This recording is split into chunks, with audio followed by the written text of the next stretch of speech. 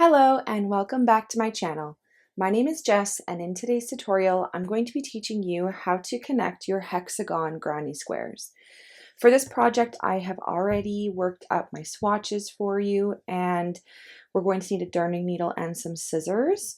If you don't know how to make a Hexagon Granny Square, I will link the tutorial for this in the description box and up here in the corner for you to complete first before coming to this video to sew them together.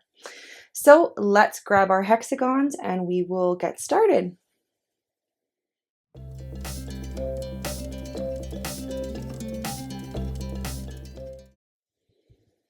Okay, so in this tutorial, I'm going to be showing you two different ways that you can connect your granny squares.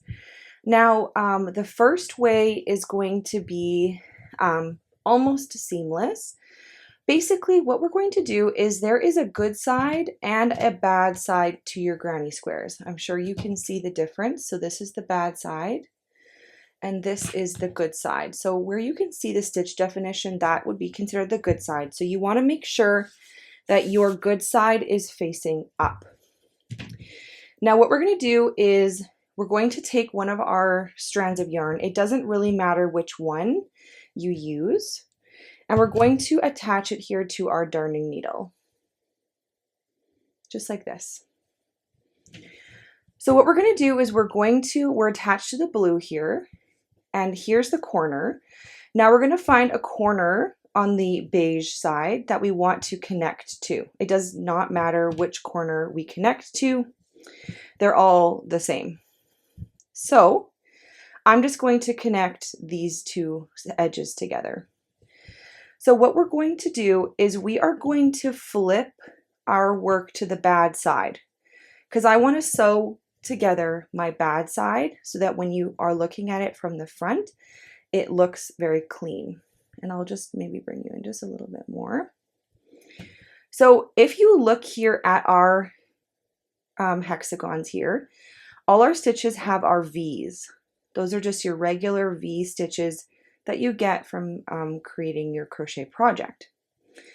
Now, when we're looking at it from the back, what we want to do is we want to attach the back loop of one V with the back loop of the other V.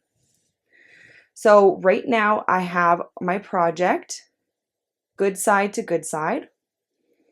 And all I'm going to do is I'm going to find the stitch that matches up with where my knot is from where I finished my blue hexagon. And I'm going to go into the back loop. So here you can see there's the front loop and here's the back loop. So I'm going to go into my back loop like this. Next, I'm going to go into the back loop of my next stitch in the blue. Just like this. And the back stitch of my beige yarn, which is this stitch. I know it seems like it's the front stitch, but it's the back one. It's the stitch that's on the bad side. And I'm just going to pull that through. And then bad side, like back stitch to back stitch.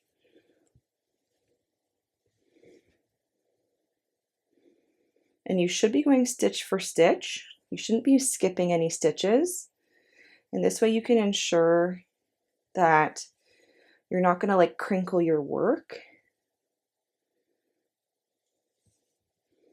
So we're just going all the way along, bad side to bad side, like a back stitch to back stitch, sorry, all the way across.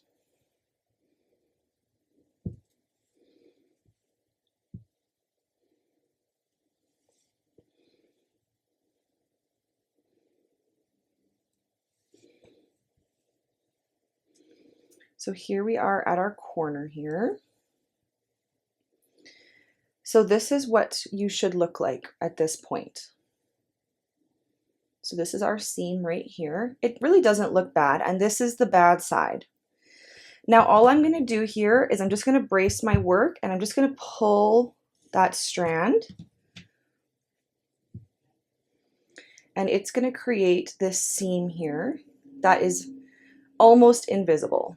Now, when you look at the front here, this is kind of what I like to see, where you can see the loops of the front of your stitches on one side and the loops of the front of your stitches on the other side. I just think that that looks so nice. Now, the last thing I like to do is I just like to go back in. Sorry, I'm all tangled up here.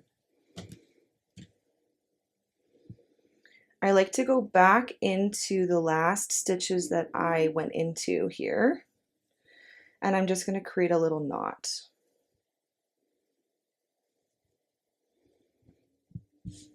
Just like that. And then I can create, I can attach more hexagons this way. So that is the first way to attach your Hexagon Granny Squares. All right, so the second way we can connect our hexagons is probably a little bit more difficult and takes a little bit more time to do, but I think the final result is just a tad more seamless. So if that's what you're looking for, this would definitely be kind of the way to go. Now, how we are doing this one is if you're looking here at your stitches, in between your V's, you're going to have this stitch right here. So it's right in between your V stitches, right here, and it's between all of them. So this like middle hub of your stitches, that's where you're going to be attaching your project. Now, as you can see, they're kind of hard to see. So if you don't really know what you're looking at, then you may find yourself having a little bit of difficulty with this specific technique, but I will show it to you anyways. So all I've done here is just attached my darning needle. And again, I'm just going to fold this in half. Right now I have bad side to bad side. With this one, it doesn't really matter because all I want to see is the top of the stitches, not necessarily the front or back sides of them. And all I'm doing is just lining up my stitches. I'm going to find that center piece right there.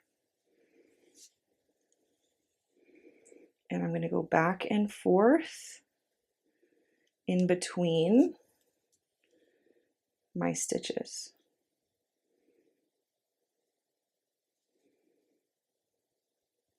You really have to take your time with this one.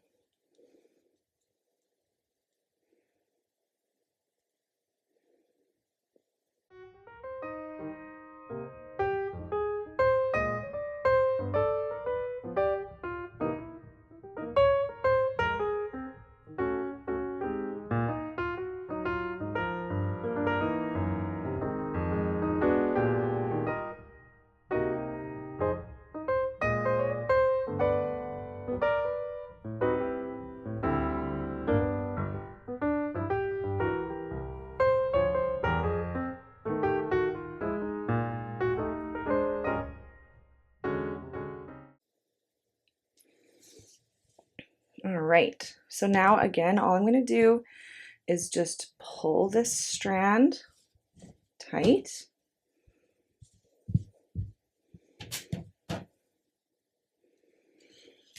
And there you have your kind of more seamless. So this is the one with more of a seam. This one you have a more seamless.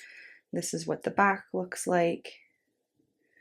So it really just does depend on the look you're looking for and how quick you want to do it. I personally prefer this way. I like the look of the split stitches like this, and I think it's a lot quicker. I find this way a lot more difficult because sometimes you just cannot see those stitches that you need. So that is how we join our Hexagon Granny Squares. I hope this tutorial was helpful for you guys. Let us know in the comments down below if there's anything else you'd like to see. Otherwise, we hope you have a lovely day and we'll see you in the next one. Bye!